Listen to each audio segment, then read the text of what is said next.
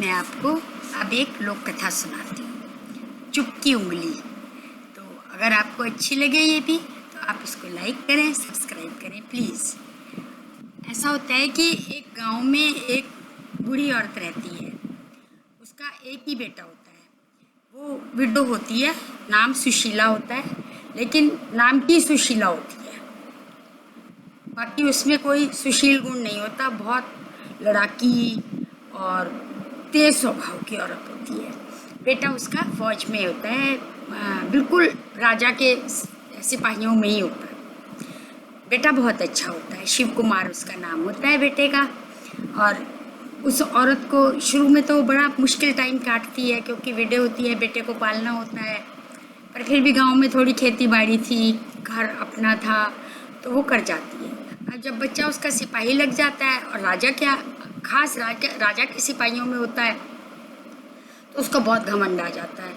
अब वो गांव वालों पर बड़ा रौब भी रखती है और बहुत झसके से रहती है। बेटा तो चला जाता है उसका अपनी नौकरी करने राजा के पास, शहर दूर कहीं। तो बेटे की शादी कर देती है। बेटा आता है, शादी हो जाती है। लड़की बहुत अच्छी आती है, बहुत ज़्यादा। जानकी नाम होता है उसका, पर लड़की बहुत ही अच्छी होती है। वो बिल्कुल ज़्यादा नहीं बोलती, अपना पूजा पाठ करने वाली और बहुत अच्छे नेचर की लड़की होती है। अब क्या होता है कि बेटा वापस चला जाता है फौज में। अब दोनों सास बहू रहती हैं। जो सास खाने को दे देती है वो बेचारी वही खा लेती है। सास भी बड़ा रौब रखती है, क्योंकि वो तो वैसे ही कर्कश होती है, तेज स्वभाव की होती है। क्या होता है कि वो कुछ नहीं कहती, जो उसको दे देती है ना वो खा लेती है, जो उसको पहनने को कहती है वो वही पहन लेती है। घर का सारा काम करती है, मांझी मांझी करती रहती है, मौका नहीं देती अपनी सास को गुस्सा करने का। क्या होता है कि उनके आंगन में एक बेल लगी होती है करेले की, उस पर छोटे छोटे बड़े सुंदर करेले आए हुए होते हैं।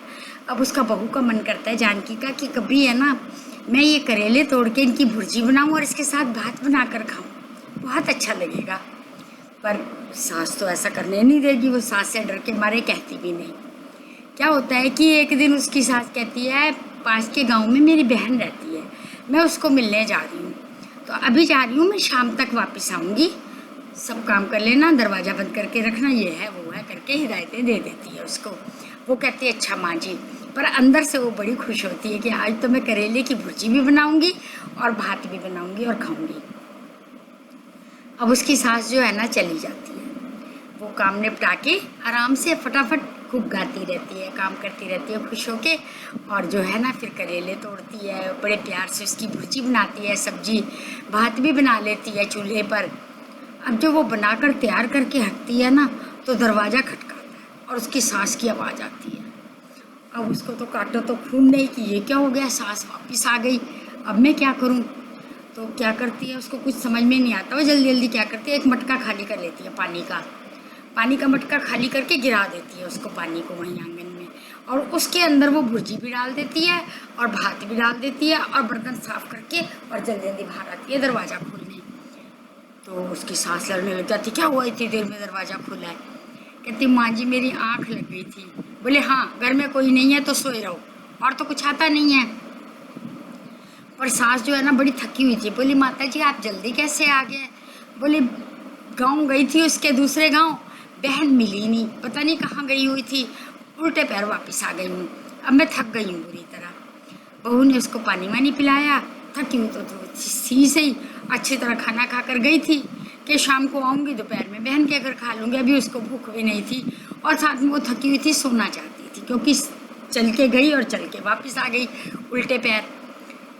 अब वो सो गई। जब वो सोने लगी ना, तो उसकी बहू बोली माता जी मैं पानी भर लाऊं कुएं से। तो उसने आंखें देखी, अभी तक पानी नहीं भरा तूने, पानी नहीं भर के लाई। बोली नहीं माता जी मेरी आंख लग गई थी। अब वो बकती झकती तो सही, पर उसके अंदर हिम्मत नहीं थी, उससे कहा जा पानी भर लो। और बहू सास जो है ना सो गई। बहू अपना वही वाला मटका लेकर के और चल पड़ी। गाँव के एक बिल्कुल लास्ट में किनारे पर एक मंदिर था।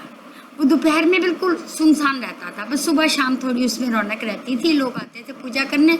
बाकी मंदिर जो है खाली रहता था दोपहर के समय बिल्कुल। वैसे भी गर्मियों के दिन थे, धूप थी कड़ी, अब उससे पानी तो क्या ही भरना था, मटके में तो दाल भात रखा था और वो रखा हुआ था करेले की भुर्जी। वो लेकर के मंदिर चली गई। मंदिर में जा कर के सामने माता की मूर्ति है और वो एक कोने में बैठ करके और फटाफट निकाल निकाल करके ना खाने लग गई। अब जो वो इस तरह खा रही थी ना मटके में से निकाल निकाल के, तो सामने देवी की मूर्ति उसको देख रही थी और देवी की मूर्ति को ना हंसी आ गई। वो हंसने लग गई जोर जोर से, मूर्ति हंसने लग गई। अब उसको लगा कि ये क्या हुआ, उसने देखा मूर्ति हंस रही है तो कहती है अच्छा जब कुछ मिलता नहीं है तब तो कोई बात नहीं, आज जब ऐसे खा रही हूँ तो तुमको हंसी आ रही है, चुप हो जाओ, चुप की उंगली रखो मुंह पर। अब क्या हुआ कि मूर्ति चुप हो गई और मूर्ति ने मुंह पर चुप की उंगली रख ली। उसने ध्यान नहीं दिया, जल्दी जल्दी अपना खाया पिया और जो है ना बेचारी का बेस्वाद हो गया खाना भी। और वो मटका लेकर के कुएं पे गई, उसे मटके को अच्छी तरह धोया मांजा, पानी भरा और घर आ गई। घर आकर सास सोई हुई थी, वो भी सो गई। अब क्या हुआ कि शाम को मंदिर खोला गया, मतलब मंदिर के अंदर लोग आए। खुला तो वो रहता ही था, तभी तो वो भी अंदर चली गई थी। तो वो लोग आए तो उन्होंने देखा कि देवी की मूर्ति में मुंह के ऊपर उंगली रखी हुई है।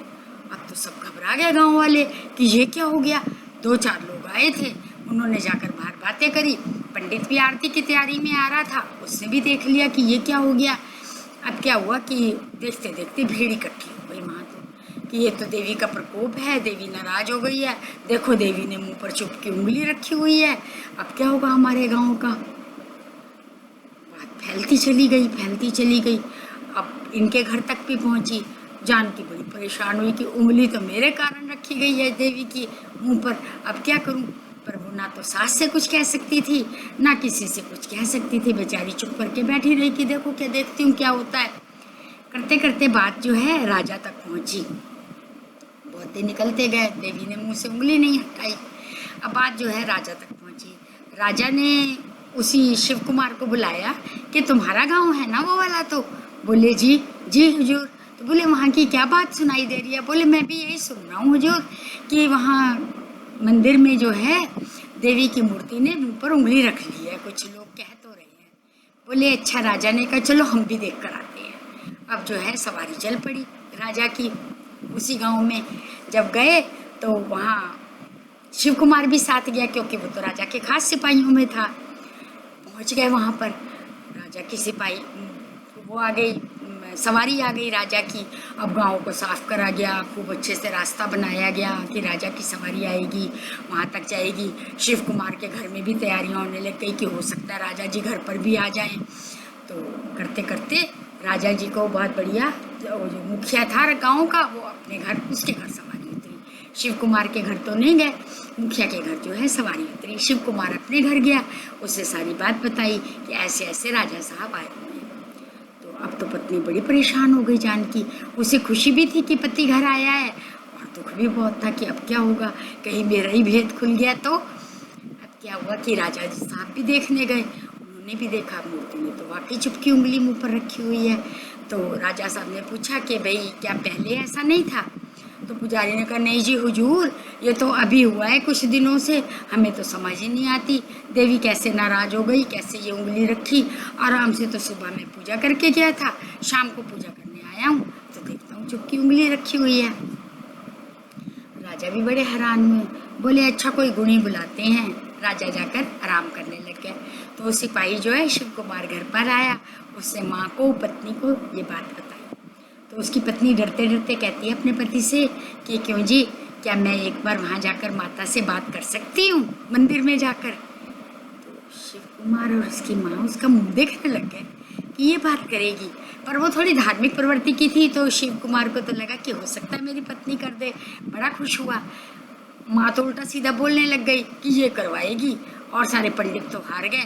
तो उसका पति बोला शिव कुमार माँ कोई बात नहीं, करके तो देख लेने दो एक बार, नहीं हुआ तो ना सही। माँ बोली अच्छा बेटा ही बोल रहा था तो माँ क्या कहती बेचारी।